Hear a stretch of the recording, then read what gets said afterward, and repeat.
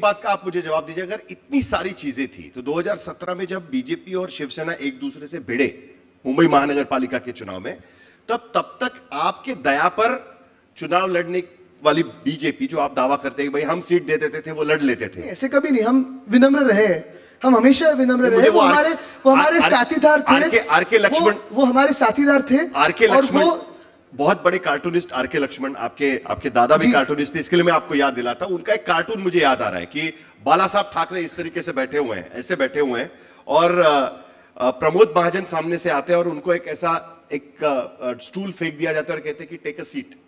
इस तरीके से आप ट्रीट करते थे बीजेपी को। वही बीजेपी 2000 वो कैरिकेचर है, वो बहुत वही बीजेपी 2017 में जब आपके खिलाफ चुनाव लड़ती है अपने दम पर, तब तो आपके लोग, आप दोनों के बीच में 2 सीटों का फासला रह जाता है। ठीक है ना, तो बढ़ क्या जंप बीजेपी का 50 सीटों का जंप लेके आता है, ये कैसे हो गया? कोई भी बढ़ सकता है। लेकिन अगर आप बीजेपी के पास, साहिल जी, अगर आप देखिए तो जो वोट शेयर बीजेपी का बढ़ा है, सीटें बीजेपी की बढ़ी, वो कांग्रेस की एनमास मूव हुई, वो बीजेपी को हुई। जो कांग्रेस जीतता था 2012 तक, वो 2017 को भाजपा के हाथों में गया। लेकिन दूसरी बात यही है कि चलो ना, कभी हम जीते कभी आप जीते, उसमें कोई दो राय नहीं है, जीत सकते हैं, लोकतंत्र है। लेकिन ये जो क्रेडिट वॉर है ना, वो छोड़िए। और कल तो मैं हंसू या क्या करूं मुझे पता नहीं चला। कल सीएम साहब किसी मंच से कह रहे थे कि अभी चुनाव जीतने के बाद, नगर निगम के चुनाव जीतने के बाद, बांग्लादेशियों को हम महाराष्ट्र से निकालेंगे। ये घोषणा आप भी देते थे। लेकिन ये नगर निगम की घोषणा नहीं है। नगर निगम ये गटर वाटर मीटर के चुनाव होते हैं, ये सीएम साहब को पता होना चाहिए। सीएम रहे हैं 7 साल इस राज्य में, गृह मंत्री रहे हैं 12 साल इस राज्य में। तो क्या आपका ये फेलियर है कि बांग्लादेशी और रोहिंग्या को आपने घुसने दिया? केंद्र में 12 साल से किसकी सरकार है? प्रधानमंत्री किसके है? रक्षा मंत्री किसके है? गृह मंत्री किसके है? तो मुंबई तो क्या सीएम साहब, फडणवीस साहब ये बता रहे हैं कि प्रधानमंत्री फेलियर है? मुंबई में बांग्लादेशी है कि नहीं है? फिर ये सीएम बताए। नहीं, मैं आपको पूछ रहा हूं। गृह मंत्री मैं हूं कि वो है? नहीं, आंकड़े उनके पास है कि मेरे पास है?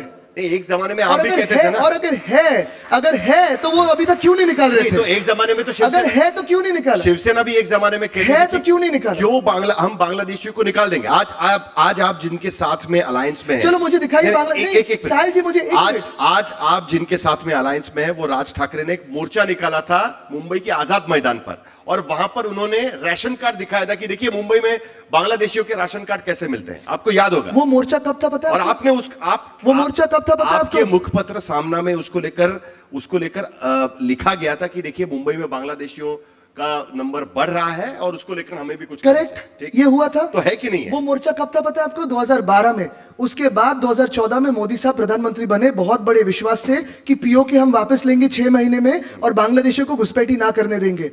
अभी 12 साल बाद भी हिंदू खतरे में होगा और बांग्लादेशी घुस रहा होगा, तो फिर भाजपा क्या काम किया केंद्र सरकार में? दूसरे तरीके से ये हमें सोचना चाहिए। दूसरी बात साहिल जी, मैं और एक आपको बात पे छेड़ूंगा, क्योंकि जो मैं धारावी बचाने की कोशिश कर रहा हूं और बात कर रहा हूं, धारावी के विकास की बात कर रहा हूं, लेकिन धारावी में न्याय भी हो, ये भी बात कर रहा हूं। तब मैं जब कुंभारवाड़ा गया था, तब भाजपा ने बयान दिया था कि आज आदित्य जा रहे हैं, वो बांग्लादेशियों को बचाने जा रहे हैं। सारे के सारे लोग जो वहां हैं कुंभार है, सारे के सारे लोग गुजराती में बोलते हैं, और सारे के सारे लोग, वहां शिव मंदिर भी है, सोमनाथ जिले से आए। क्या सोमनाथ जिले से बांग्लादेशी आते हैं?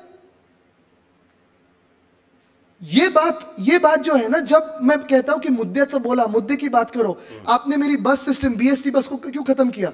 आपने बस का भाड़ा क्यों बढ़ा है? रोड स्कैम 2023 का है, 2024 का क्यों किया है?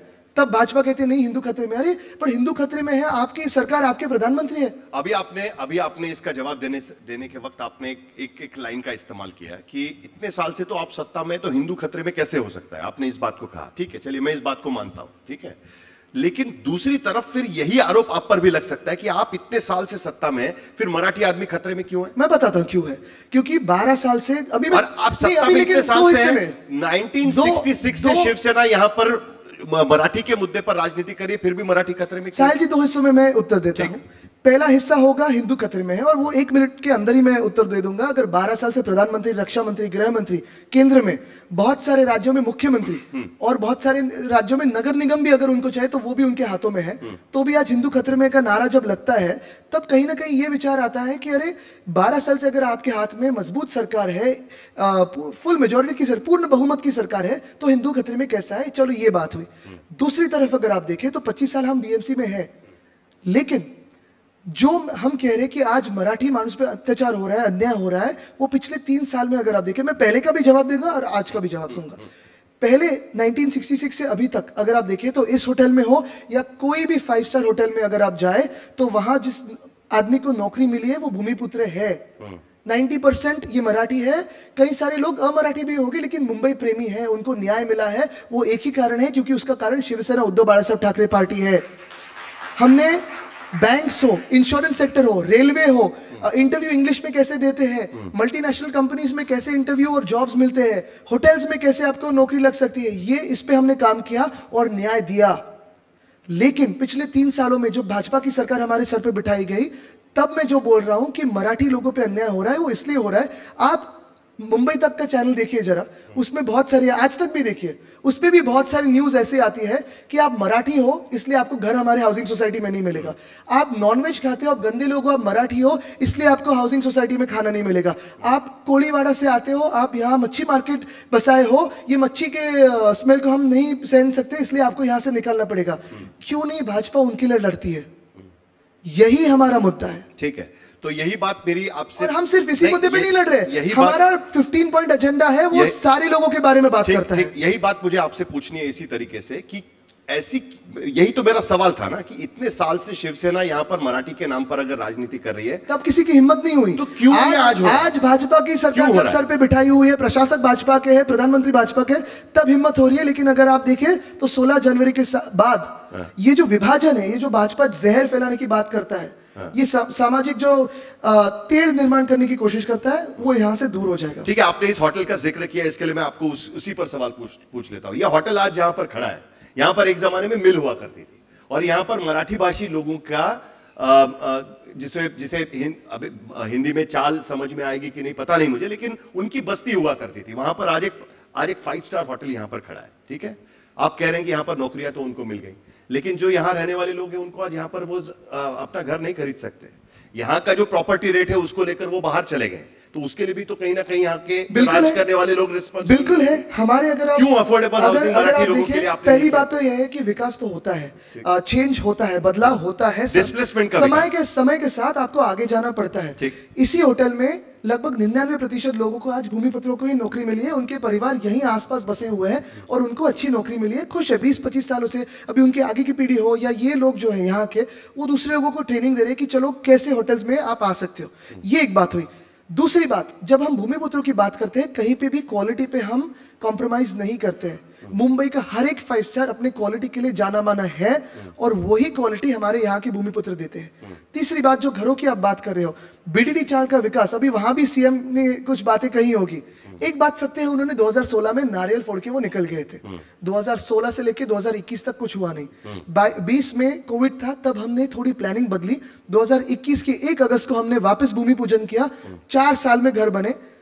वापस चाबी देने के लिए और चाबी मारने के लिए सीएम 2 डीसीएम गए थे, लेकिन हर व्यक्ति को जिसको चाबी मिली है उसने बाद में कैमरा पे थैंक यू कहा है। वो एक ही व्यक्ति को कहा है, उद्धव बाळासाहेब ठाकरे को कहा है, घर देने के लिए। दूसरी बात, अभी अगर आप देखें मुंबई की स्थिति, हाँ मुंबई की स्थिति, मार्केट इंटरवेंशन करनी जरूरी है क्या? तो शायद नहीं, क्योंकि मार्केट फेलियर हुआ नहीं है। आप डेवलपमेंटल इकोनॉमिक्स अगर देखें तो मार्केट इंटरवेंशन कब होता है? तब मार्केट फेलियर होता है। मार्केट के प्राइसेस जो है, रेडी रेकनर जो प्राइसेस है, जैसे वर्ल्डली सीफेस को बिलियनर्स रो कहा गया है, इंटरनेशनली कहा गया है, लेकिन उसी के पीछे हमारी बीडी चाल है। उसी के पीछे जो गणपतराव कदम मार गए, वहां पे भी चॉल्स है, उसे भी हम अभी सुधारने की कोशिश कर रहे हैं, वहां भी रीडेवलपमेंट हो रहा है। 2 बातें मैं कहना चाहता हूं जो हमने लाई। पहली बात तो बहुत सारे लाखों मुंबईकर पगड़ी के घरों में रहते हैं, चार्ल्स में रहते हैं, सेस प्रॉपर्टीज में रहते हैं, रेंट के घर पे रहते हैं। जो हमने कानून में थोड़े बदलाव लाए, सुधार लाए थे 79A और B कि 6 महीने पहले जो लैंडलॉर्ड है उसको मिले जाए, अवसर मिले विकास करने का। अगर वो नहीं कर पाए तो जो टेनेंट्स हैं उनको आगे के 6 महीने मिले। कोई लॉबी जाके अभी आज कोर्ट में उन्होंने लिटिगेशन पैदा किया है। मैंने साफ एक सुझाव दिया है सीएम साहब को कि आप क्रेडिट ले लो, लेकिन ट्रिगर मत रखो डिलैपिडेटेड बिल्डिंग्स का।